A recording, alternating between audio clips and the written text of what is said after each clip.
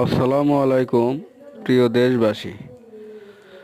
নতুন আপডেট কামারি কাজের পাওয়ার hammer machine. এই মেশিনের হ্যামারের ওজন 45 কেজি। এই মেশিনটা ইন্ডিয়ান এবং চায়না মডেল দুটাই আছে। এই মেশিন কুড়ালের কাজের জন্য কুড়ালের থেকে শুরু করে কাঁচি বটি দা সবই করতে পারবেন। এই মেশিনটা ডেলিভারি দেব নোয়াখালী